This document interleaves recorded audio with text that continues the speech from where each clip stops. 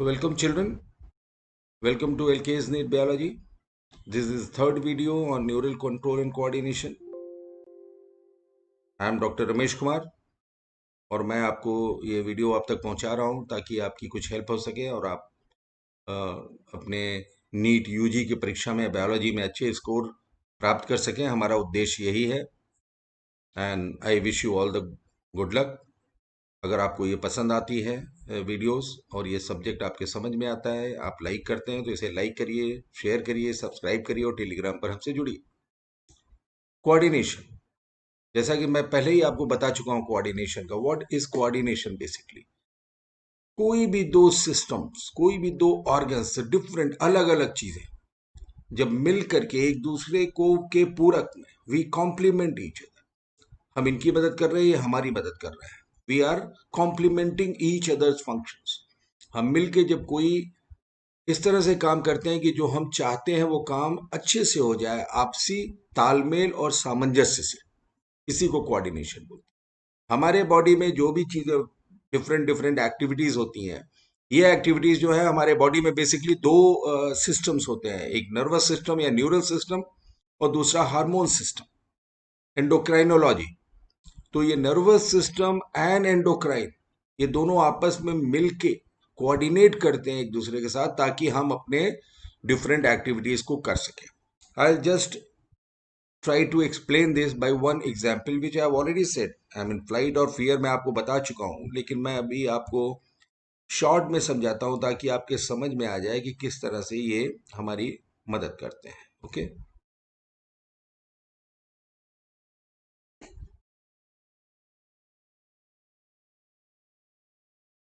तो आप जब देखेंगे, अगर जैसे से फॉर एग्जांपल अगर हम अपनी एक्सरसाइज कर रहे हैं,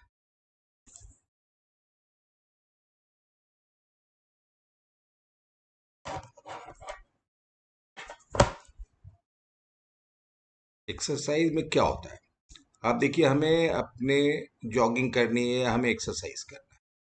तो एक्सरसाइज में आप देखेंगे कि हमारे मसल्स को मूव करना है। आपने देखा muscles have to move vigorous, ये फास्ट काम करना है इनको।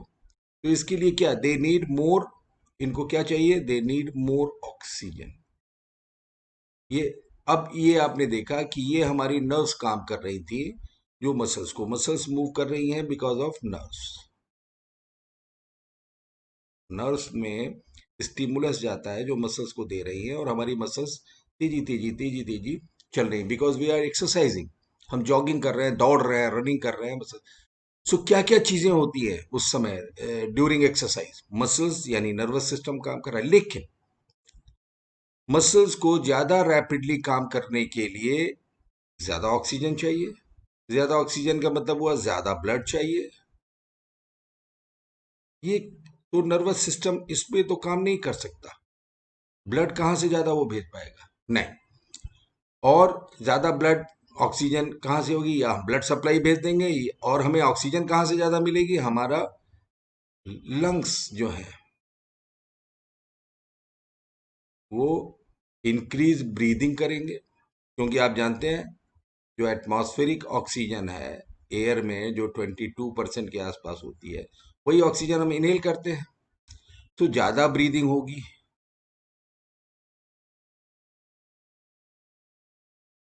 ज्यादा ब्रीदिंग होगी, ब्लड को वो ज्यादा ऑक्सीजन पहुंचाएगा और ये ज्यादा ब्लड फ्लो करके मसल्स को दे देगा।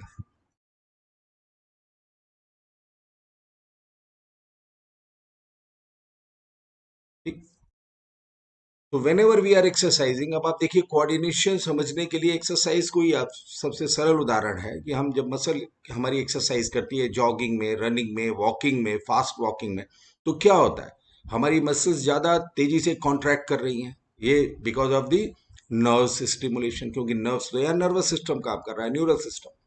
लेकिन मसल यूं नहीं काम करती जाएगी, they need more blood, more oxygen.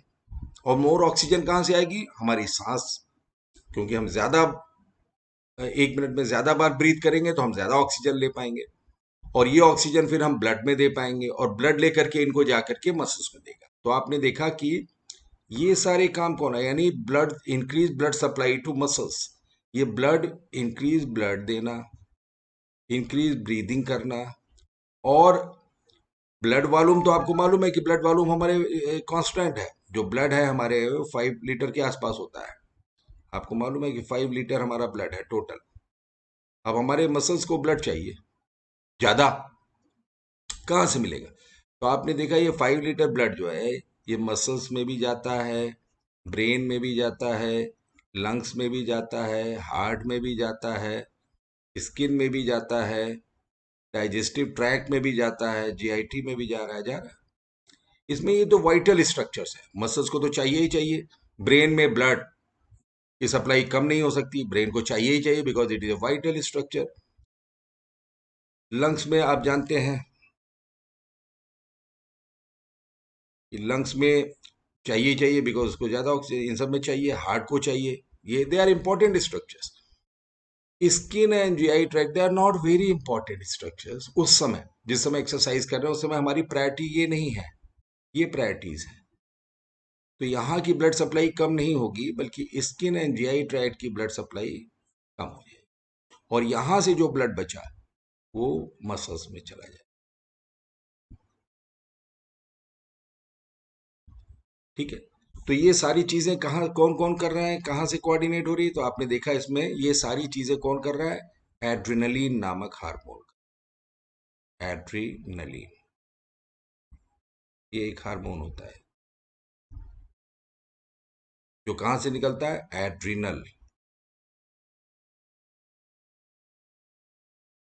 Gland से निकलता है।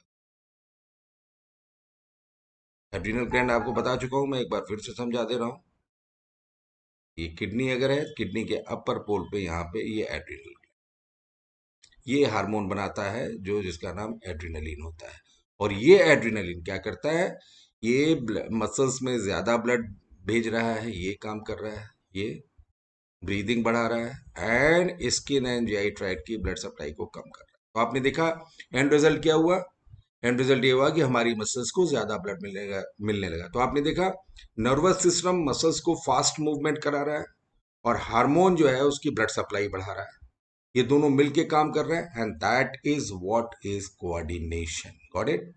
ये कोऑर्डिनेशन है। यही एग्जांपल मैंने आपको फ्लाइट और फियर में भी दिया था, वहां भी मोर और लेस यही चीजें होती हैं। ओके, ये उसी के बारे में लिखा हुआ है कि एक्सरसाइज में या फ्लाइट और फियर में how the neural system and the endocrine system they act together, how do they complement each other's function, how do they coordinate with each other to achieve the desired results. Okay, that is what is coordination. So humans में coordination basically nervous system and endocrine system में होता है हमारी different activities के लिए। now neural system, the basic unit of neural system is a neuron और nerve cell, जिसको हम बोलते हैं न्यूरॉन और नर्व सेल। ये बेसिक यूनिट है। नाउ लोअर इन्वर्टिब्रेट जैसे हाइड्रा वगैरह में, यहां पे आप देखेंगे हाइड्रा में it doesn't have a brain, it has got just a network of neurons, very simple nervous system, because lower invertebrates है नर्वस सिस्टम और neural system is not very well developed, it is just made up of a network of neurons.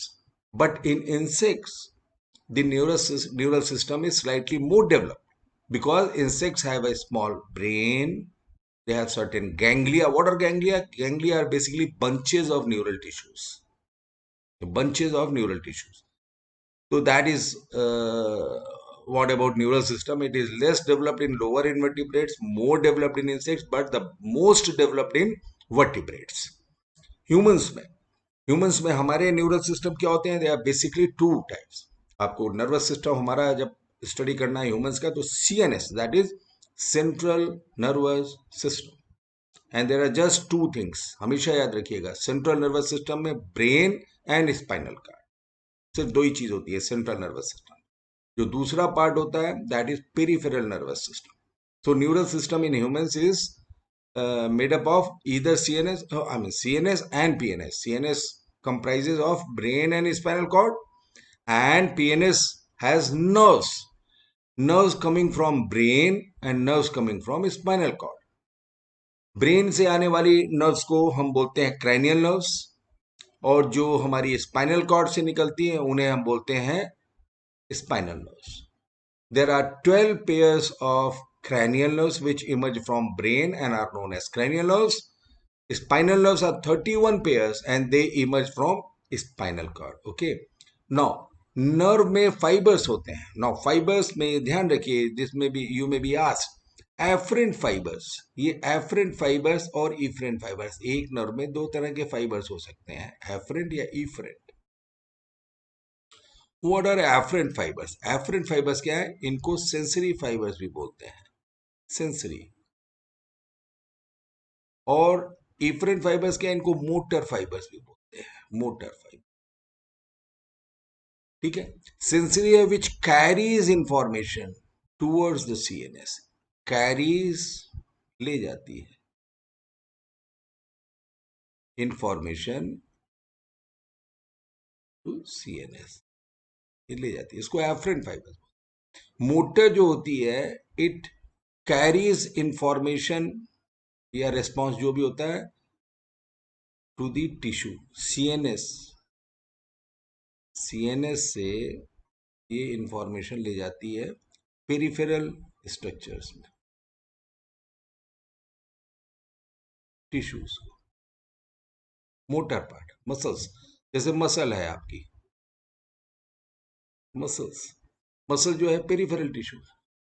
तो spinal cord से nerve निकल के अगर muscle में जा रही है, so that is what is known as efferent और efferent.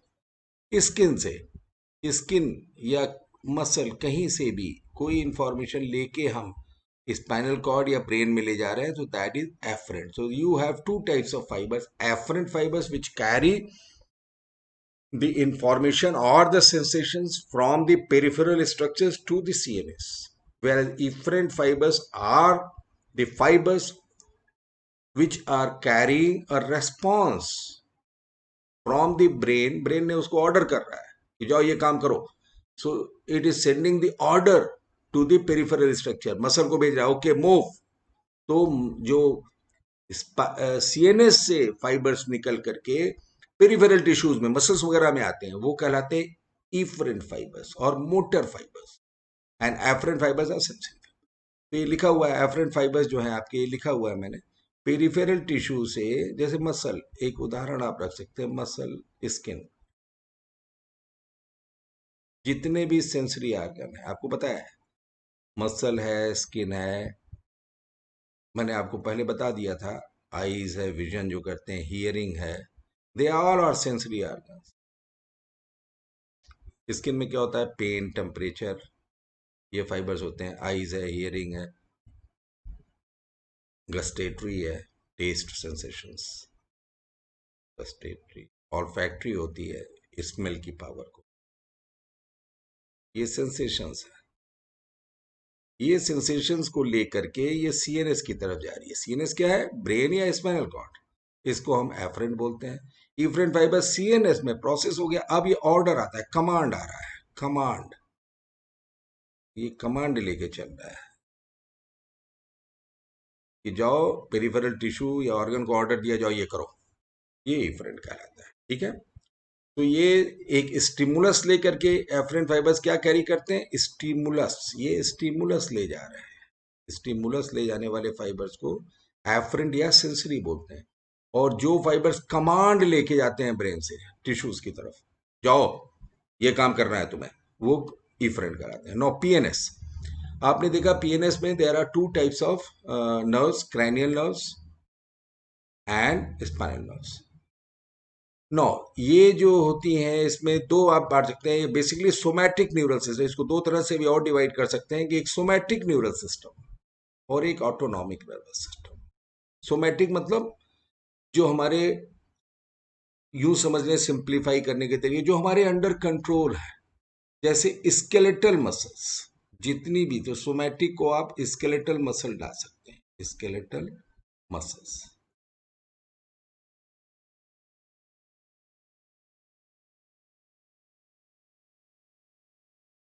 Skeletal muscle are voluntary. Voluntary मतलब जब हम चाहेंगे मूव करेंगे, जब चाहेंगे नहीं मूव करेंगे। Voluntary muscles. And voluntary muscles क्या करेंगी? वॉलंटरी एक्शंस करेंगी, वो जो हमारे कंट्रोल में है, जो चीज हम करना चाहते हैं। तो ये सोमैटिक नर्वस सिस्टम। पीएनएस में जो दो तरह की नर्व्स हैं, उनको अगर आप डिवाइड करेंगे तो एक सोमैटिक न्यूरल सिस्टम बनाती हैं, जो स्केलेटल मसल्स को सप्लाई करती हैं और जो हमारे कमांड में है। जब हम अपना चाहेंगे मसल्स को मूव करेंगे, जब नहीं चाहेंगे नहीं मूव करेंगे। लेकिन पेरिफेरल नर्वस सिस्टम में एक सिस्टम और होता है, जिसको कुछ नर्व्स होती हैं जो ऑटोनॉमिक नर्वस सिस्टम बनाती है, एएनएस। तो व्हाट इज दिस? तो सोमैटिक न्यूरल सिस्टम क्या है? बेसिकली सीएनएस से, सीएनएस क्या है? ब्रेन एंड स्पाइनल कॉर्ड, वहां से ये नर्व्स निकलती हैं और स्केलेटल मसल्स को सप्लाई करती हैं, जो मैं आपको बता चुका हूं कि ये वॉलंटरी मसल्स होंगी और ये वॉलंटरी एक्शंस करेंगे। Whereas autonomic neural system, they are not under our control, वो हमारे कंट्रोल में नहीं है, इसलिए उसको इनवॉलंटरी बोलते हैं। तो अब आप ध्यान रखिएगा, there are certain movements in body which are not under our control, जो हमारे कंट्रोल में नहीं है। There are certain actions in our body which are under our control. Like आंख बंद करना है, खोलना है, पेन पकड़ना है, पेन गिराना है, पानी पीना है, चाय पीना है, they all are under our control. जब हम चाहेंगे तब कप उठा के पानी पियेंगे, चाय पियेंगे, नहीं तो रख देंगे। पेन से हम जब चाहेंगे लिखेंगे, नहीं लिखेंगे, दे आर ऑल वॉलंटरी। लेकिन कुछ मूवमेंट्स ऐसे हैं जो नहीं वॉलंटरी हैं, दे आर इनवॉलंटरी, उनको बोलते हैं इनवॉलंटरी। जैसे हार्ट बीट हमारे अपने कंट्रोल में नहीं, हार्ट को हम नहीं रोक सकते हैं। It is contracting, it will keep contracting, we can not stop heart. इसी तरह से और भी मसल्स होती हैं, ब्रीदिंग की भी सर्टेन मसल्स हैं जो कि हमारे कंट्रोल में नहीं। हम एक एक्सटेंट तक ब्रीदिंग रोक सकते हैं, बट उसके बाद नहीं। जीआई ट्रैक्ट, हमारे इंटेस्टाइन में मसल्स में मूवमेंट होता है, which we call peristalsis, that is not under our control, हम उसको नहीं रोक सकते। सो ये सारी मसल्स जो हमारे बॉडी में है, वो उनको हम स्मूथ मसल्स बोलते हैं। So skeletal muscles are those muscles which are connected to the bones and are under our control. But the smooth muscles or involuntary muscles are not under our control. For example, breathing, heartbeat, GI tract, ये हमारे under control नहीं है, उनको हम बोलते हैं involuntary muscles. और वो कौन कंट्रोल करता है? उसके लिए एक अलग न्यूरल सिस्टम है, that is autonomic neural system. तो ये याद रखिएगा कि हमारे ब्रेन और स्पाइनल कॉर्ड, ये सीएनएस है, इनसे जो नर्व्स निकलती हैं वो क्रैनियल एंड स्पाइनल नर्व्स बोली जाती हैं, 12 पेयर्स एंड 31 पेयर्स रेस्पेक्टिवली, जो कि ब्रेन और स्पाइनल कॉर्ड से रेस्पेक्टिवली निकलती हैं। ठीक है।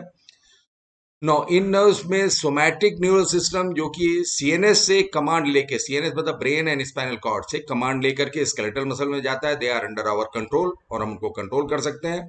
जबकि कुछ मसल्स जो हमारे कंट्रोल कमांड में नहीं है, उनको इनवॉलंटरी बोलते हैं या स्मूथ मसल्स बोलते हैं, they are under the control of autonomic nervous system. Okay. Now autonomic nervous system has two components, one is parasympathetic and the second is sympathetic. No, parasympathetic neural system, ये दोनों, इनके neurotransmitter आपसे सवाल पूछ सकता है। तो याद रखिएगा, जो सोमैटिक न्यूरल सिस्टम है, that is responsible for voluntary actions, and उसमें स्केलेटल मसल्स को जो सप्लाई आ रही है, चाहे वो क्रैनियल नर्व से आ रही है, चाहे स्पाइनल नर्व से आ रही है। Whereas autonomic nervous system basically has a role to play with the involuntary smooth muscles, skeletal muscles में somatic neural system, skeletal muscles में स्मूथ मसल्स में autonomic nervous system. Heart beat, GI tract, ये autonomic nervous system में control होते हैं। Peristalsis is controlled by autonomic nervous system. Autonomic nervous system has two components, one is parasympathetic and the second is sympathetic. और ये दोनों ही supplied होते हैं, किसी भी इनवॉलंटरी मसल को दोनों सप्लाई होती है, parasympathetic as well as sympathetic, और इन दोनों का बैलेंस बना करके हमारी बॉडी काम करती है, ताकि इनके बैलेंस में। So every smooth muscle has, कोई भी स्मूथ मसल होगी अगर आपकी, ये स्मूथ मसल है या इनवॉलंटरी मसल है, स्मूथ मसल या इनवॉलंटरी मसल, जैसे हार्ट की ही मसल है, हार्ट मसल है, this is a typical example of smooth muscle or involuntary muscle. It is supply, it receives supply both parasympathetic as well as sympathetic. अब इन दोनों के balance से heart हमारा normal beat करता है। नाउ पैरासिम्पथेटिक में neurotransmitter क्या है, सिंपैथेटिक का न्यूरोट्रांसमीटर क्या है, this may B an important question. तो ये मैंने यहाँ मार्कर से भी लगा दिया है। Acetylcholine is the neurotransmitter for parasympathetic nervous system and sympathetic के लिए एड्रेनलिन होता है। This may be a question.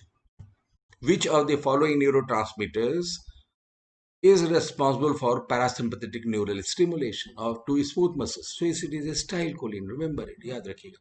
Now I'll just tell you in short about structure of a neuron. I have told you the basic unit of the neural system is a neuron.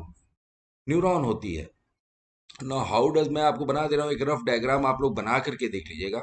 Neuron का sketch करिएगा, ये आदत डालिए आप अपनी diagram बनाने की, ताकि आपको मालूम रहे। देखिए, एक आप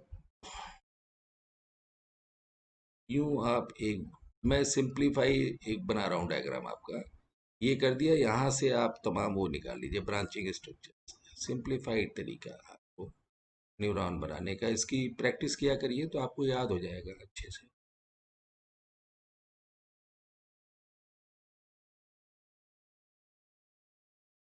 ये ब्रांचिंग स्ट्रक्चर्स होते हैं।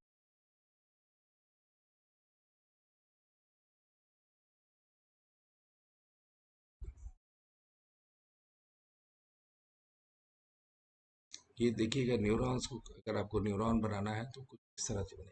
ध्यान से समझ दिए न्यूरॉन का structure. Now this is your nucleus. ये न्यूक्लियस है और ये साइटोप्लाज्म है। इसके अंदर तमाम ऑर्गेनेलीज होती हैं, ठीक है। डेंड्राइट्स में भी साइटोप्लाज्म बना होगा, एक्सॉन में भी साइटोप्लाज्म, ठीक है। सो दिस इज योर साइटोन,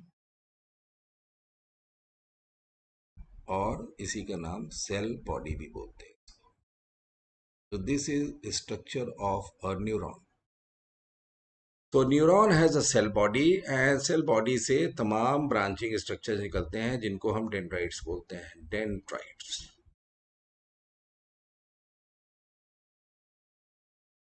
ठीक।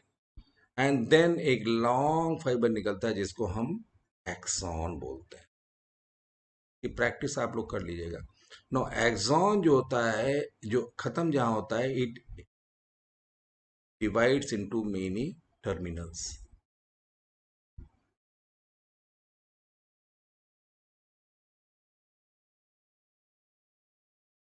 ये होता है, और यहाँ पे ये टर्मिनल जो है इसका स्वेल करके एक स्ट्रक्चर बना।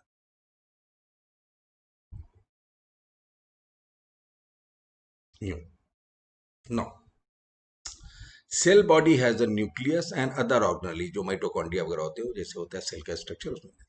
इसके अतिरिक्त ये जो होता है यहाँ पे, it contains special structures called Nissl bodies और निसेल ग्रेन्यूल्स, ठीक है। इसमें जो है ये इस तरह के स्ट्रक्चर्स, ये इंपॉर्टेंट चीज है।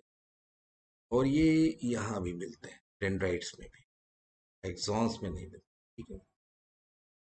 इनको क्या बोलते हैं, they are called Nissl's granule, NISSL, Nissl's granules या bodies. This is important. Nisus granules. So you may be asked a question: Where do you find Nisus granules? पहला प्रश्न तो न्यूरॉन में मिलते हैं। ओके, न्यूरॉन में भी कहाँ मिलते हैं? So they are found in the cyton, that is cell body में मिलते हैं, एंड डेंड्राइट्स में मिलते हैं, एक्सॉन में नहीं मिलते। तो यहाँ पे आपको दोनों में निसल्स ग्रैन्यूल्स मिलेंगे, ये ध्यान रखिएगा। This may B an important question. पहली बात तो निसल्स ग्रैन्यूल्स के बारे में ही पूछ लिया। Where do you find? You find in the kidneys, you find in the brain, you find in the lungs, you find in the nerve cells. Okay, nerve cells, Nissus granules. What are the, and which part of neuron you find Nissus granules? So we find Nissus granules in the cell body, that is cyton, and the dendrites. Okay. Now, what are these granules basically? होते क्या हैं? They are rough endoplasmic reticulum. Rough का मतलब जानते हैं कि जिसमें ribosomes होते हैं। एक स्मूथ होता है। There are two types of endoplasmic reticulum, अगर आप पढ़ेंगे तो दो होता है, एक स्मूथ एंडोप्लाज्मिक रेटिकुलम और एक रफ एंडोप्लाज्मिक रेटिकुलम। स्मूथ में नो राइबोसोम्स, राइबोसोम नहीं होता। रफ में राइबोसोम होता है, प्रेजेंट होता है। यहाँ पे no ribosomes and endo, rough वाला जो है रफ में होता है। तो Nissl's granules are basically rough endoplasmic reticulum which have ribosomes and are responsible for the synthesis of proteins. Okay, so अगर आप न्यूरॉन का रफ स्कीमेटिक डायग्राम बनाया करिए और उसको समझने का प्रयास करिए, देखिए कि ये आपका न्यूरॉन हुआ, तो इसमें क्लियर है ना। अभी इसके एंड पे अगर हम जाते हैं, अगर यहाँ हम देखते हैं ये नर्व टर्मिनस नो, इसको देखिए तो व्हाट इज दिस, ये एक्सॉन टर्मिनल है, एक्सॉन टर्मिनल, ठीक है। एंड ये क्या है, ये जो सोलन चीज है इसको साइनेप्टिक नॉब बोलते हैं, साइनेप्टिक नॉब। मैं अभी आपको पूरा स्ट्रक्चर समझाता हूँ, then how does it function वो मैं बता दूँ। ये आप पढ़ लीजिए, समझ लीजिए। This is a neuron which has branching dendrites, a cell body, an axon. Now, दूसरी इंपॉर्टेंट चीज इसमें जो होती है पढ़ने याद करने के लिए, कि ये जो आपका होता है एक्सॉन में देर आर शीट्स, ये शीट्स,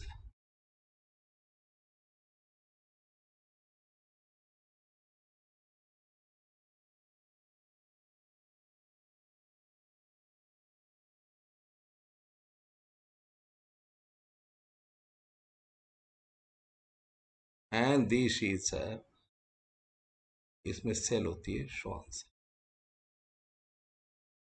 ठीक है। इस सेल का क्या नाम है, श्वान सेल।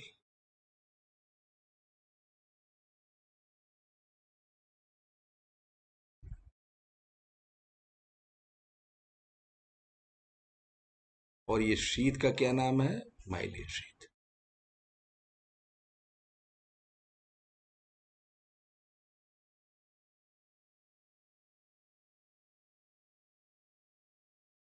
ठीक है। तो myelin sheath is formed by Schwann cell, clear. Now, you should know what is the role of this myelin sheath. Increase the conduction speed. Impulse इससे ट्रांसमिट होंगी, अभी आपको पता लगेगा कैसे ट्रांसमिट होती हैं। कंडक्शन स्पीड को ये बढ़ाता है माइलिन sheath। ओके, नाउ ये जो इनके बीच में गैप्स होते हैं, इनके बीच में जो गैप्स होते हैं, ये जो गैप्स है, ये गैप्स है, they are known as nodes of Ranvier,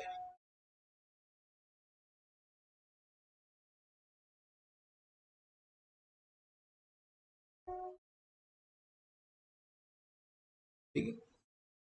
ये आप पढ़ लीजिए, तो इसमें इंपॉर्टेंट चीज क्या है, नोट्स ऑफ रैनवियर आपको what are they are small gaps between the myelin sheets.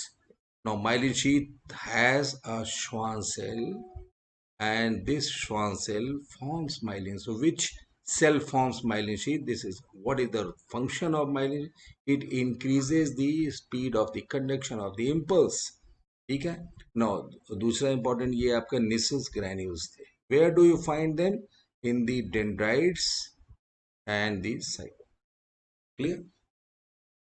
Okay, so this was about the, आप इसको एक बार पढ़ लीजिएगा, समझ लीजिएगा, एंड देन देखिए। Now I will tell you in short about further structure of neuron. आपने न्यूरॉन का इतना स्ट्रक्चर देखा, अभी आप पढ़ेंगे how an impulse is generated by a neuron and how is it transmitted, क्योंकि that is the main function of neuron. तो मैं आपको बताता हूँ, ये अगर आप रखते हैं एक्सॉन, देखिए इसको अच्छे से समझिएगा आप, ये अगर एक्सॉन टर्मिनल हमने बनाया, अभी आपने देखा ये एक्सॉन था और इसके ये टर्मिनल,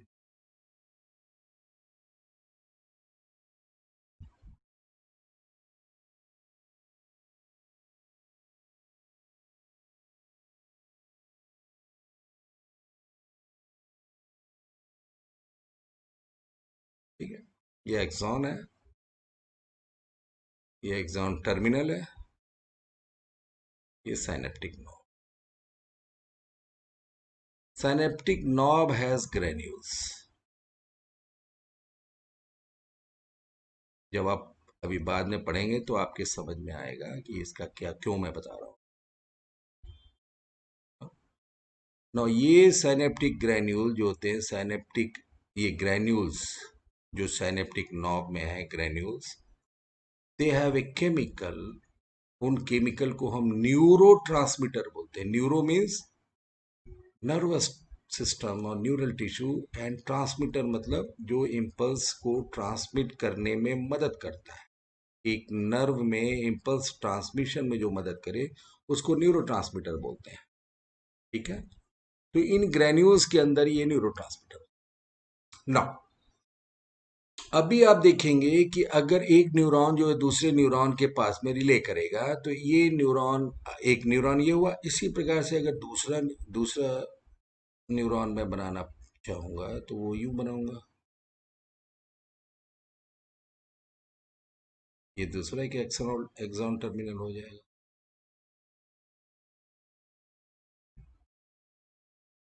इस चीज को आप बहुत ध्यान से समझिएगा।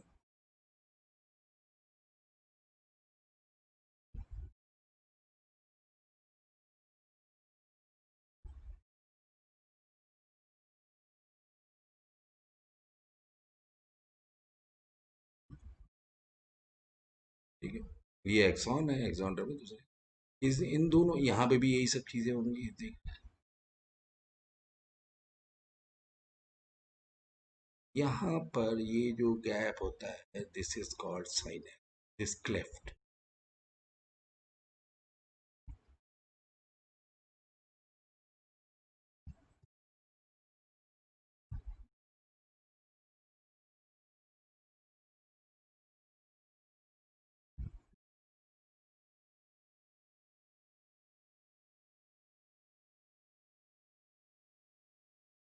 This is called synapse.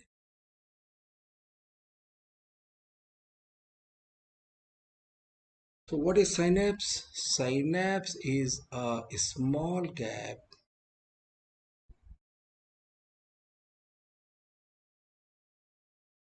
or cleft between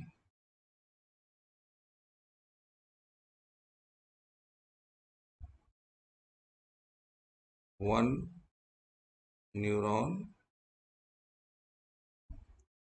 and other neuron.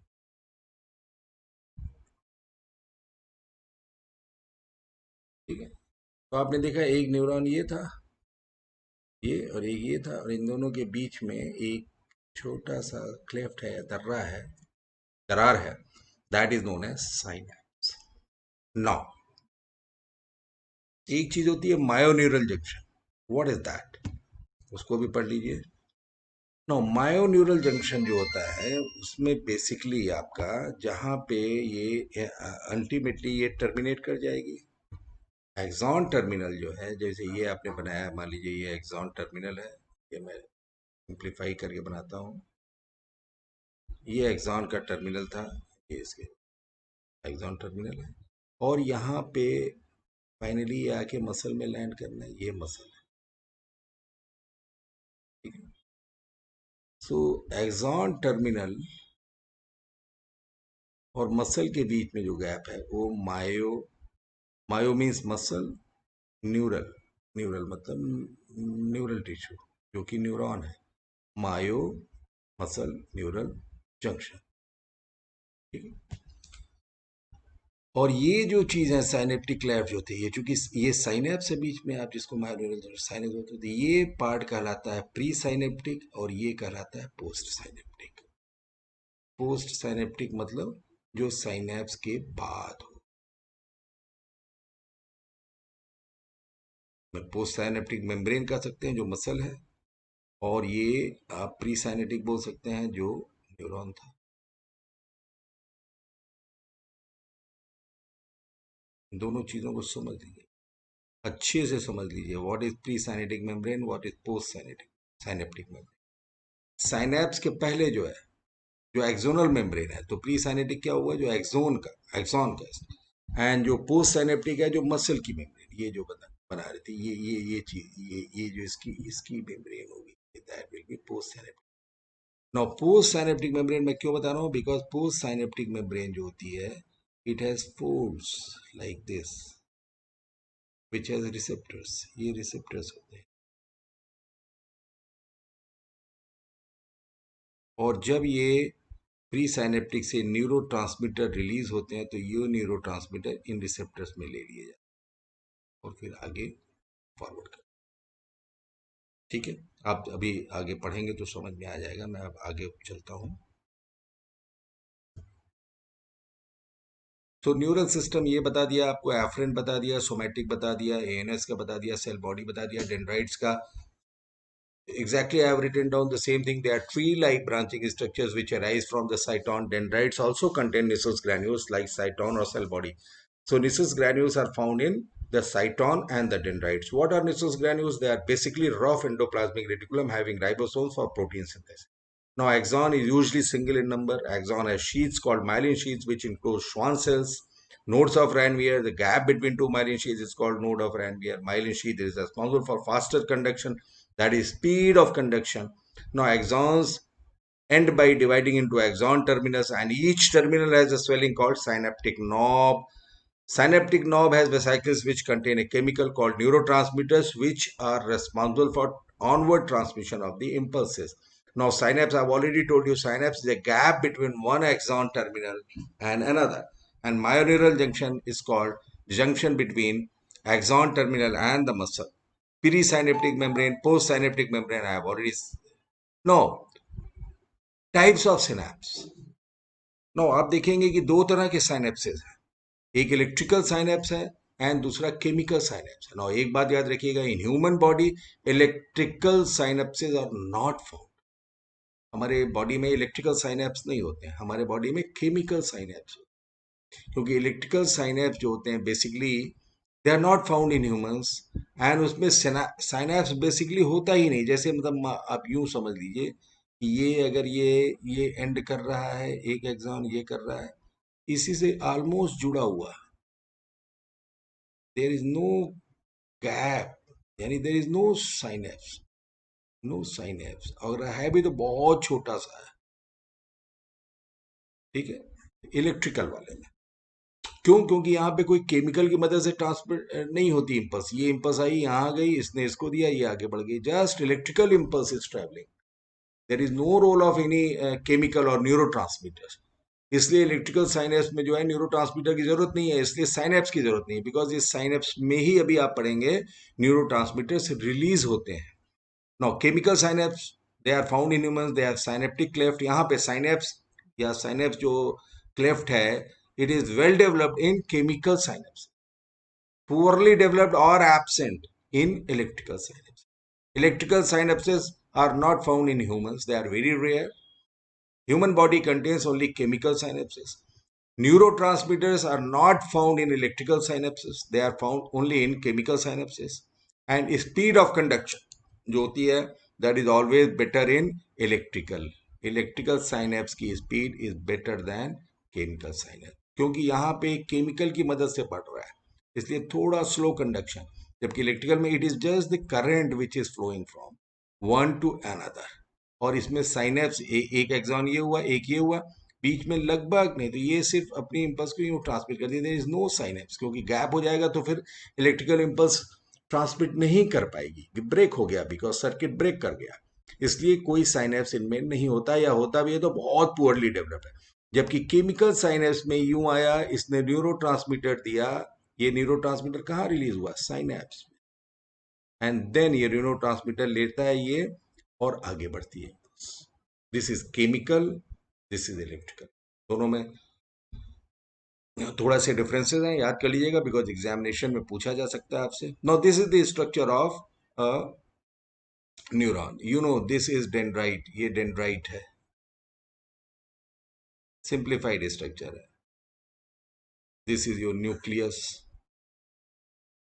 where do you find nucleus? In the cyton, this is cell body, cell body है ये, या साइटॉन इसी को बोलते, साइटॉन। ठीक है, ये डेंड्राइट्स हो गए आपके, ये न्यूक्लियस हो गया, इसके अंदर निसल्स ग्रैन्यूल्स वगैरह पड़े होते हैं। ठीक है, ये आपके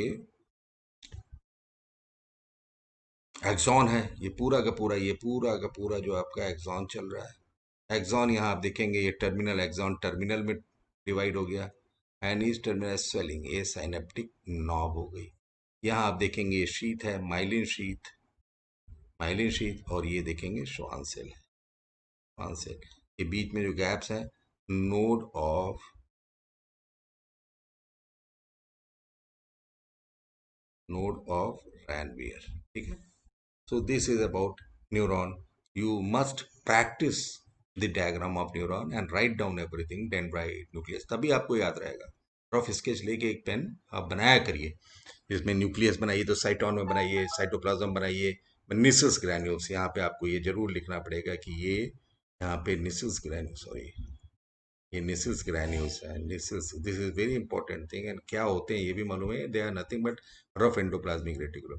और ये डेंड्राइट्स में भी आप एक दो निसल्स ग्रैन्यूल्स बना दीजिए, ताकि ये मालूम रहे कि निसल्स ग्रैन्यूल्स जो है ये आपको कहाँ मिलते हैं बॉडी में, हमारे हमारे बॉडी में Nissl's granules are found in neurons and specially cyton and the dendrites. Okay, now types of neurons, this is also very very important from examination point of view. Yeah, you know, you have read about the neurons कि neurons में क्या होता है, dendrite, cyton and axon होता है. This is the typical structure of a neuron or nerve cell. But you have different types of neuron in our body, multipolar, bipolar and unipolar.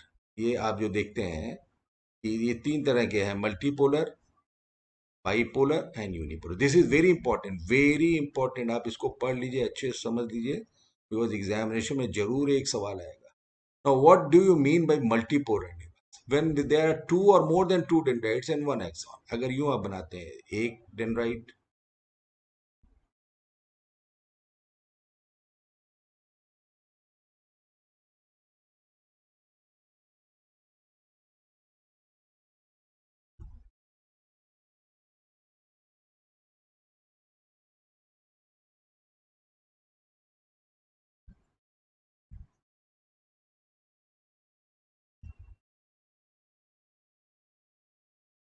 ये जो भी हमने बनाया था ये, तो you see 1 2 3 4 5, there are 5 dendrites, one cell body and one axon. So when there are more than two dendrites plus one axon, this is called multipolar, जो अभी हमने एग्जामिनेशन अभी अभी आपको डायग्राम बना के दिखाया था। So you should know multipolar neurons की definition क्या है, when there are two or more than two dendrites plus one axon, we call them as multipolar. And this type of multipolar neurons are found in cerebral cortex of brain. Very important question, cerebral cortex of brain, आपसे इम्तिहान में यही पूछ सकता है exams में, cerebrum या cerebral cortex of brain में which type of neurons are found in the cerebral cortex of brain? So answer is multipolar. No bipolar neuron, you see bipolar neurons, ये bipolar when there is just one dendrite, आप समझ रहे हैं, आपने बनाया ये आप एक एक डेंड्राइट, आपने एक डेंड्राइट बनाया सिर्फ, बाइपोलर इन दो pole, and then there is a cell body and there is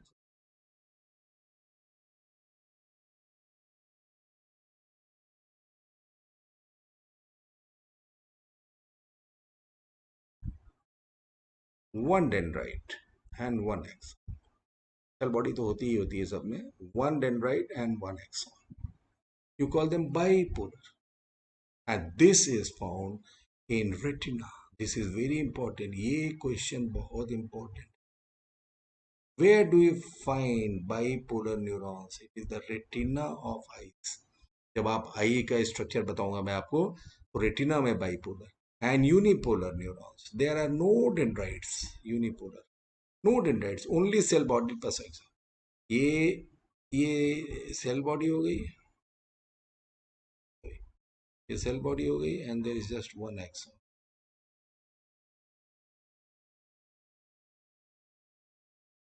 no dendrites. And ये हमारे एडल्ट्स में नहीं मिलते हैं, एम्ब्रियोनिक स्टेज में। एम्ब्रियोनिक स्टेज मतलब जब जाइगोट बनता है, ब्लास्टोसिस्ट वगैरह बनते हैं, ब्लास्टूला बनता है, ये that is called embryonic stage. उस स्टेज में हमें यूनिपोलर न्यूरॉन्स मिलते हैं। So you know, just to recapitulate, how many types of neurons are there? There are three types of neurons: multipolar, bipolar, and unipolar. Multipolar neurons are those neurons which have two or more than two dendrites plus one axon and one cell body. They are found in the cerebral cortex of brain. They are very important. Note it down, mug it up, बिल्कुल दिमाग में बैठा लीजिए. Bipolar is very important. It has one dendrite, one axon, and one cell body, and it is found in the retina of the eyes. And unipolar, no dendrites, only one axon and one cell body. They are found in the embryos, embryonic stage. जब human life develop होती है, embryo zygote से blastula वगैरह, मारूला, blastula, ये सब बनते हैं, उसको एम्ब्रियो बोलते हैं, उस स्टेज में मिलते हैं। Clear? Now types of axons, you have read about, I mean types of neurons. Now you should also know about the type of axons. Axon आपने देखा कि ये जो axon था, it had a myelin sheath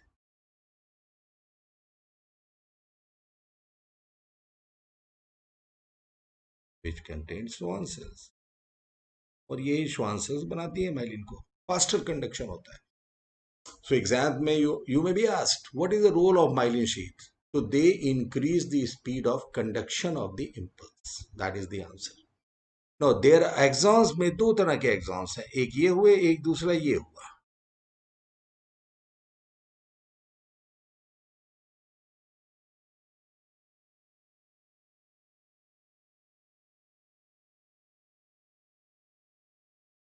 Okay, so they have a myelin sheath. No myelin sheath. ये ध्यान रखिए. They have Schwann cell. They also have Schwann cell. But यहाँ श्वान सेल्स जो हैं ये माइलिन बना रही है, माइलिन शीट बना रही हैं, देख रहे हैं आप. बट यहाँ की Schwann cells, they are not forming myelin, तो there is no myelin sheath. जिनमें माइलिन शीट है वो माइलिनेटेड फाइबर कहलाएंगे, myelinated fibre.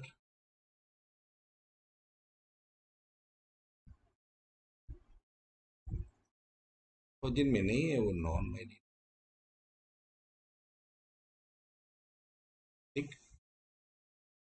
So this is the difference between, and where do you find them? This is very important. अब एक question बहुत important इसमें बनता है आपका कि श्वान सेल्स, श्वान सेल्स जो है आप जानते हैं ये क्या बनाती है? Myelin sheath. तो श्वान सेल्स का काम क्या है? माइलिन बनाना. लेकिन कोई जरूरी नहीं कि ये हर में माइलिन बनाए. तो श्वान सेल्स, रिमेंबर इट, याद कर लीजिए, श्वान सेल्स मे और may not form myelin. It's not necessary कि अगर श्वान सेल है तो माइलिन बनेगा ही बनेगा, नहीं. ये इनकी इच्छा पे है. श्वान सेल्स में वो किसी में माइलिन बनाती है, किसी में नहीं बनाती है. तो आप देखेंगे कि दोनों तरह के फाइबर्स जो हैं, माइलिनेटेड फाइबर्स में माइलिन शीथ है जो कि श्वान सेल्स बना रही है. नॉन माइलिनेटेड जो फाइबर्स है वहां भी श्वान सेल्स हैं, but they are not forming myelin. So ये क्वेश्चन आपसे पूछ सकता है कि where do you find Schwann cells.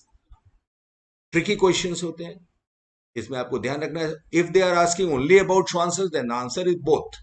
They are found in both. Where do you find Schwann cells, अगर एग्जाम में ऐसा आ गया तो answer is in both myelinated as well as non myelinated. अब अगर आपको ये पूछता है कि माइलिन शीट किस में बनाता है, तो वो माइलिनेटेड में बनाएगा obviously. So this is what I have written कि माइलिनेटेड एक्सॉन्स क्या होते हैं एंड कहाँ मिलते हैं. This is important. जितनी भी क्रैनियल एंड स्पाइनल नर्व्स हैं, क्योंकि ये क्या होते हैं, क्रैनियल, और इसमें क्रैनियल मतलब जो ब्रेन से आ रही हैं, स्पाइनल मतलब जो स्पाइनल कॉर्ड से आ रही हैं, और ये दोनों क्या होती हैं, ब्रेन एंड स्पाइनल कॉर्ड, ये सीएनएस कहलाती हैं. आप इस चीज को समझ लीजिए. CNS is comprising of brain and spinal cord, and cranial nerves and spinal nerves ये जो क्या बनाती है, PNS बनाती है, पेरिफेरल नर्वस सिस्टम, ठीक है, और वो सेंट्रल नर्वस सिस्टम। तो जितनी भी हमारी क्रैनियल नर्व्स जो 12 पेयर्स होती हैं, क्रैनियल नर्व्स आपको मैं बता चुका हूं 12 पेयर्स, स्पाइनल नर्व्स कितनी होती है 31 पेयर्स, ये सभी की सब माइलिनेटेड होती है, बिकॉज CNS से कमांड जो आ रहा है उसको तेजी से दौड़ना है, it has to be transmitted at a very fast speed, so fibers are myelinated. So myelinated fibers are found in the cranial nerves and the spinal nerves, whereas non-myelinated कहाँ मिलती है, सोमैटिक, जो बताया था जितनी भी स्केलेटल मसल्स आपको बताया था मैंने, स्केलेटल मसल्स में जो जा रही हैं नर्व्स, वो सब के सब नॉन माइलिनेटेड है। जितना भी ऑटोनॉमिक मैंने आपको बताया था जो इनवॉलेंट्री कंट्रोल कर रही थी, sympathetic parasympathetic, they all are non myelinated, इसको अच्छे से याद कर लीजिएगा। Schwann says they are found in both the myelinated as well as unmyelinated axons, but they do not form myelin in non-myelinated axons, whereas they form myelin in myelinated fibers. ये बता चुका हूं मैं। Now, function of a neuron. This is very important. और इसको बहुत अच्छे से समझ लीजिएगा। मैं आपको पहले समझा देता हूं कि किस तरह से ये आपको समझना है, because it's very very difficult to understand. You know, ये एक न्यूरॉन है मैंने बनाया, बहुत अच्छे से समझिए आप लोग। ये सेल न्यूक्लियस है। नाउ रेस्टिंग स्टेट में, एक मतलब रेस्टिंग में जब ये नर्व नहीं कंडक्ट कर रहा है, ये रेस्टिंग स्टेट में क्या होता है इसके अंदर,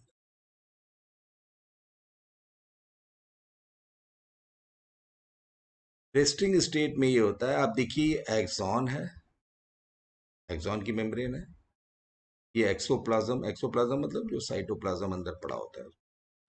तो नॉर्मली क्या होता है, एक्सॉन के बाहर जो होता है on the outer surface membrane पे, sodium ions are in abundance, sodium ions ज्यादा होता है बाहर की तरफ, जबकि अंदर एक्सॉन के अंदर, एक्सॉन के आउटर सरफेस से सोडियम आयंस ज्यादा है, जबकि अंदर एक्सोप्लाज्म जो है वहां पे पोटेशियम की मात्रा ज्यादा होती है, और निगेटिवली चार्ज प्रोटीन्स होते हैं, ये प्रोटीन्स निगेटिव, जिनका निगेटिव चार्ज, ठीक है।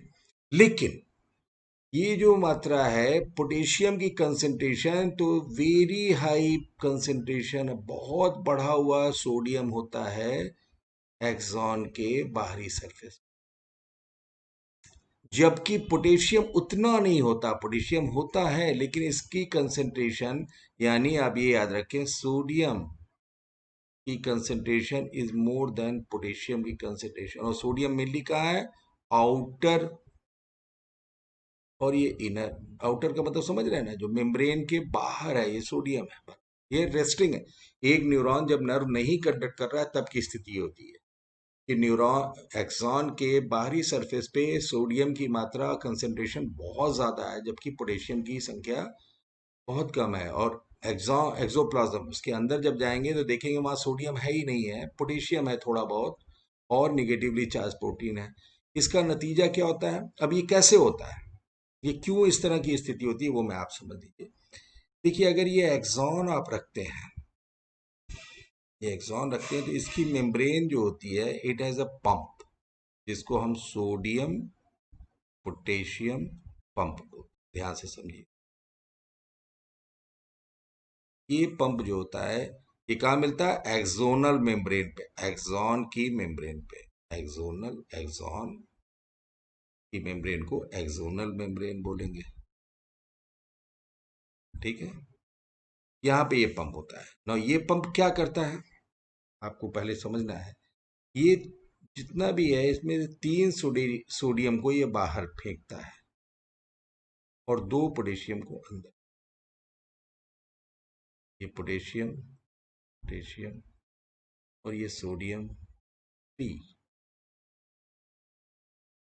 यानी आपने देखा कि ये ज्यादा सोडियम बाहर डाल रहा है, ये बिकॉज ये मेम्ब्रेन जो होती है सेलेक्टिवली परमिएबल है, ठीक है, ये नहीं है कि फ्री मूवमेंट करेगी, ये जितना पंप कंट्रोल करेगा, तो सोडियम पोटेशियम पंप, ये याद रखिए, Where do you find sodium potassium pump? It is found in the axonal membrane and in the resting state. ये क्या करता है नॉर्मली जब रेस्ट कर रहा है तो 3 सोडियम आयंस को बाहर भेजता है और 2 पोटेशियम आयन को अंदर भेजता है उसके एक्सचेंज में। तो कुल मिलाकर के इसका क्या एंड रिजल्ट हो जाएगा कि अब हमें बाहर जो है अगर यूं हम बनाएंगे एक्सॉन, ये अगर एक्सॉन हमने बनाया है तो आपने देखा कि यहाँ सोडियम बहुत ज़्यादा है यानी पॉजिटिव चार्ज ज़्यादा हो गया, और अंदर जो है चूंकि पोटेशियम की संख्या भी कम है और निगेटिवली चार्ज प्रोटीन है तो निगेटिव चार्ज हो गया। This is what I have tried to explain कि सोडियम चूंकि पॉजिटिवली चार्ज आयन है और ये 3 बाहर जा रहा है 2 अंदर जा रहा है, यानी हर एक सोडियम का एक आयन हर बार ज्यादा जा रहा है और पोटेशियम 2 ही जा रहा है जबकि ये 3 बाहर जा रहा है। तो उसका रिजल्ट होता है कि बाहर जो मेम्ब्रेन है एक्सॉन की वो पॉजिटिवली चार्ज हो जाती है। ये देखिए ये पूरी एक्सॉन की मेम्ब्रेन जो थी पॉजिटिवली चार्ज और जबकि अंदर जो है निगेटिवली चार्ज। रीजन आप समझ गए क्यों? क्योंकि अंदर पोटेशियम कम है और बाहर सोडियम बहुत ज्यादा है। सोडियम ज्यादा है क्योंकि 3 बाहर जा रहा है और पोटेशियम जो है उतना नहीं है, इसलिए ये इलेक्ट्रोपॉजिटिव होगा, ये इलेक्ट्रोनेगेटिव होगा। एंड दूसरा यहाँ निगेटिव प्रोटीन्स है एक्सोप्लाज्म में बिकॉज इट कंटेन्स प्रोटीन्स। बाहर तो कोई प्रोटीन नहीं है, वो भी निगेटिवली चार्ज है। तो इसका मतलब अंदर के जो मेम्ब्रेन के इंटीरियर में निगेटिव चार्ज हो जाएगा और एक्सटीरियर में पॉजिटिव चार्ज हो जाएगा। तो आपने देखा एक पॉजिटिव निगेटिव जहां होंगे वहां पे एक पोटेंशियल डिफरेंस बन जाएगा and that will be what that is what is known as resting potential. और इसी स्थिति को हम बोलते हैं रेस्टिंग और पोलराइज्ड स्टेट। पोलराइज मतलब it is polarized because it has positive pole here and negative pole here. तो ये पोलराइज्ड स्टेट क्या होती है? रेस्टिंग। अभी इट इज नॉट डीपोलराइज्ड। तो रेस्टिंग न्यूरॉन आपको ये you have to remember it like this कि जब when neuron is at rest it is not conducting any impulse, तो इसके इलेक्ट्रिकल चार्जेस क्या होते हैं? हमेशा ध्यान रखिए कि एक्सॉन के outer surface is positively charged and inner surface is negatively charge. Reason मैं आपको बता चुका हूं, बिकॉज बाहर ज्यादा सोडियम है, बिकॉज 3 सोडियम बाहर जा रहा है 2 पोटेशियम अंदर आ रहा है, तो सोडियम की संख्या ज्यादा हुई बाहर, पोटेशियम कम हुआ, तो both are positive, electropositive है। साथ साथ में जो इंटीरियर है जो एक्सॉन के अंदर साइटोप्लाज्म है, साइटोप्लाज्म है proteins and proteins are negatively charged. So interior of the axon becomes negative and the exterior जो outer surface that becomes positive. So ये positive negative resting state की बात कर रहा हूं, ये कहलाएंगे resting state और polarized state। ठीक, और जो potential difference हुआ that will be known as resting potential। Now,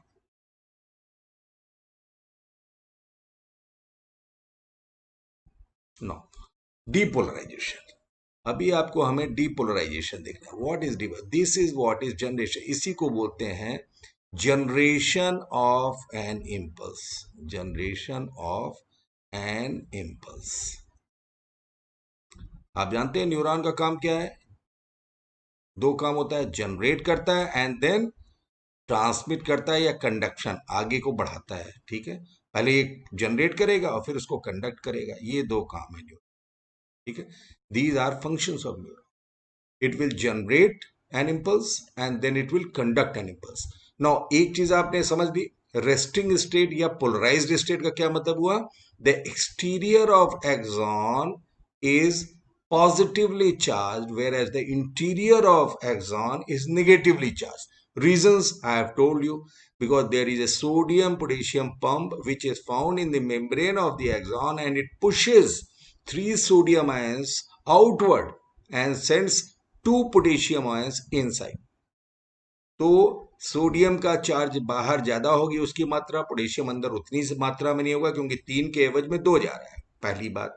दूसरा जो अंदर का है वो उसमें निगेटिवली चार्ज प्रोटीन्स है because proteins are negatively charge, so वो निगेटिव चार्ज देंगे तो interior will become negative and exterior will become positive. That is polarised state. No अब इंपल्स जनरेट होनी, कंडक्ट जनरेट होनी है। कैसे? तो ये आपको मैं बता चुका हूं कि ये दिस इज योर रेस्टिंग और ये आपने देखा ये पॉजिटिव था और ये नेगेटिव था, है ये बात पूरा ऐसे ना। आपने एक स्टिमुलस क्योंकि इम्पल्स यूं तो नहीं जनरेट होती। You have to give a stimulus. आपने एक स्टिमुलस दिया पॉइंट ए पे, ये मान लीजिए पॉइंट ए, ये आपने दिया। आप जैसे ही स्टिमुलस देते हैं, व्हाट हैपेंस, ये इतना रैपिड इनफ्लो होने लगता है सोडियम, सोडियम जो है अंदर जाने लगता है बहुत तेजी से। आपने देखा जैसे स्टिमुलस मिलता है, so what happens at that point, जहां आपने स्टिमुलस दिया ए पॉइंट पे, क्या हुआ ए पॉइंट पे, आपने देखा कि इतना ज्यादा सोडियम इनवर्ड मूवमेंट होता है। देन स्टिमुलस देने पे this membrane becomes freely permeable to sodium. ये सोडियम की एंट्री इनसाइड अलाउ करती है, जो otherwise sodium is concentrated on outside of the membrane. यहां पे होता है सोडियम, लेकिन जैसे ही स्टिमुलस मिलता है ये डीपोलराइजेशन हो रहा है। डीपोलराइज क्योंकि अभी तक पोलराइज था, अभी ये सोडियम खूब अंदर चला गया। जब सोडियम अंदर चला गया तो क्या होगा, ऊपर का निगेटिव हो जाएगा और अंदर पॉजिटिव हो जाएगा। इस पॉइंट पे, ए पॉइंट पे, ए पॉइंट पे जिस जगह हमने स्टिमुलस दिया था, आपने देखा this is what is known as reversal of polarity. अभी तक ये पॉजिटिव था और ये निगेटिव था, अब आप देख रहे हैं ये निगेटिव हो गया और ये पॉजिटिव हो गया। This is what is known as reversal of polarity. ठीक है, लेकिन ये तो पॉइंट ए पे हुआ जहां स्टिमुलस हमने दिया था। पॉइंट बी जो उसके आगे, वहां वो रेस्टिंग स्टेट वाला ही मामला है, ये पॉजिटिव है निगेटिव। देख रहे हैं आप, यहां उल्टा हो गया यहाँ पे, क्योंकि हमने स्टिमुलस दिया था, यहां नहीं दिया था इस जगह का। अब आप देखिए क्या हो गया, ये जगह जहां निगेटिव हुआ था ये तो अभी भी पॉजिटिव है, क्योंकि ये रेस्टिंग वाले स्टेट में है। तो पॉजिटिव से निगेटिव की तरफ करंट यहां ऐसे बहेगी और इधर की तरफ इधर बहेगी। ठीक है, क्योंकि what is electricity, electricity is just movement of ions. तो ये इलेक्ट्रिक करंट फ्लो करने लगेगी, और ये इसका डायरेक्शन क्या होगा इलेक्ट्रिक करंट फ्लो करने का, आपने देखा कि आउटसाइड, आउटसाइड जो है ये किधर फ्लो कर रही है, प्लस से निगेटिव की तरफ करंट फ्लो करेगी। तो एक्सटर्नल मेम्ब्रेन के आउटर सरफेस पे it will flow in this direction, जबकि उल्टे डायरेक्शन में इनसाइड फ्लो करेगी। ठीक है, ये इधर। अब जब ये पॉजिटिव चार्ज इधर पहुंच जाएगा तो ये क्या होगा, ये पॉजिटिव हो जाएगा और ये क्या हो जाएगा, ये निगेटिव हो जाएगा।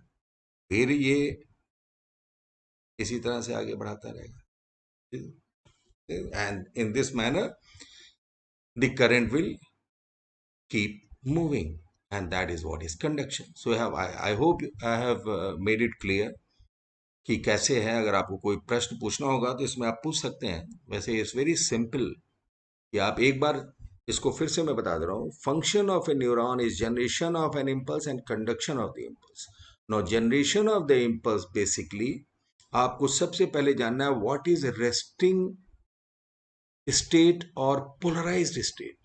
आप उसके लिए दो तीन चीजें याद रखें कि the axonal membrane has a pump called sodium potassium pump which maintains. तो you may be asked in exams कि ये जो पोलराइज्ड स्टेट है, आपसे पूछ सकते हैं इम्तिहान में कि पोलराइज्ड स्टेट जो है, polarized state, what is responsible for this polarized state. Polarized state याद रखिएगा, it is the resting state. तो ये कौन सी ऐसी चीज है जो इसको पोलराइज रखती है रेस्टिंग में, तो answer is sodium potassium pump. ये इसके कारण से पोलराइज रहता है, क्योंकि ये क्या करता है, तीन सोडियम बाहर फेंकता रहता है और उसके एवज में सिर्फ दो ही पोटेशियम को लाता है। तो उसके कारण से जो एक्सटीरियर है वो पॉजिटिव हो जाता है और जो इनर वाला पार्ट है वो निगेटिव हो जाता है, और एक पोलैरिटी डेवलप होती है जो कि पोलराइज स्टेट होता है। This is the pump, sodium potassium pump, which is found in the membrane of the axon. This is responsible for maintaining the polarized state of the। और आपने देखा पॉइंट ए पे जब स्टिमुलस देते हैं तो व्हाट हैपेंस, स्टिमुलस देने में सबसे पहले क्या होता है, there is rapid entry, rapid and free entry of sodium inside. जो सोडियम बाहर था कंसेंट्रेटेड था, वो अंदर मूव करने लगता है, and it changes the polarity to negative. ये जो पॉजिटिव, सॉरी, ये इसको पॉजिटिव बना देगा बिकॉज सोडियम अंदर आ रहा है, ये पॉजिटिव बना दिया, ये निगेटिव हो गया, and this is change in the polarity, that is known as reversal of the polarity. और फिर करंट कैसे फ्लो की, पॉजिटिव से निगेटिव की तरफ, and eventually the current in this manner, the current जो इनसाइड में है ये जो आपका देख रहे हैं करंट जो inside the axon moves in this direction ahead, ये ए से भी आगे बढ़ती जाती है, जबकि करंट का फ्लो इस पे आप देखेंगे तो ये उल्टी डायरेक्शन में चल, ठीक है। Okay, so I hope you people are clear about this. आप इसकी प्रैक्टिस करिएगा, दो एक बार समझ लीजिए, रफ स्केचेस बनाइए, ऐसे एक्सॉन का बनाइए, लाइन खींचिए, सोडियम पोटेशियम पंप बनाइए, तीन सोडियम बाहर फेंकिए, दो पोटेशियम अंदर लाइए, अंदर लिखिए नेगेटिव चार्ज प्रोटीन, तो अंदर निगेटिव बाहर पॉजिटिव। अब आप स्टिमुलस दीजिए पॉइंट ए पे और पोलैरिटी चेंज करिए, reversal of polarity, and then उसके बाद बी पॉइंट पे मत चेंज करिए बिकॉज वहां तो अभी नहीं पहुंचा है। फिर उसके करंट को बढ़ा करके वहां का पॉजिटिव निगेटिव इस तरह जैसे मैंने बताया करिए, एंड आई होप कि आपको पता लग जाएगा। ओके, सो टुडे मैंने आपको ये बताने का प्रयास किया कि न्यूरॉन क्या होता है, उनका स्ट्रक्चर क्या होता है, and how many types of neurons are there, how many types of axons are there, what are myelinated fibers, what is autonomic nervous system, what is the main function of neuron। Neuron basically जो होता है वो उसका main function वही होता है कि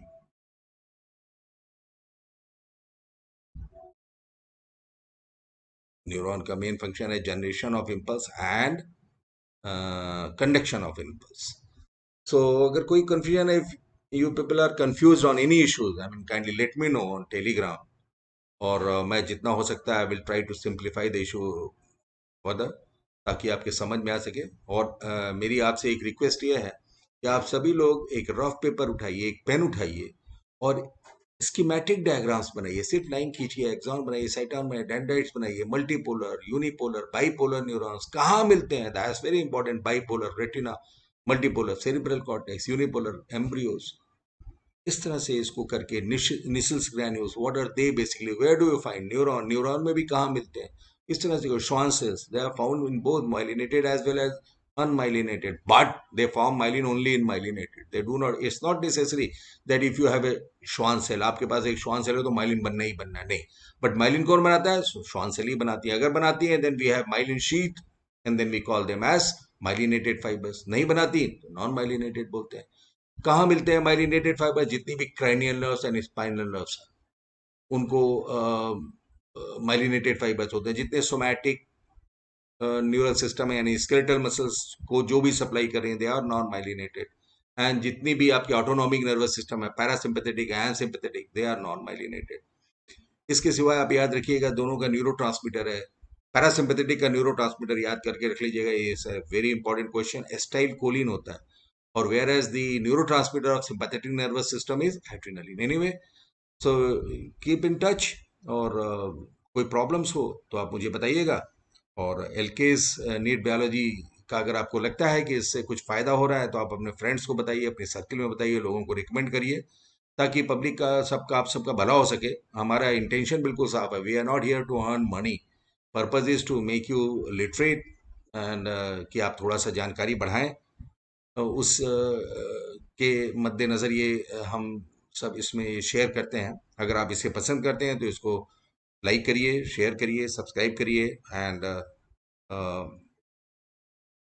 Telegram पे हमसे जुड़िए, and that's all, thank you very much, wish you good luck, bye.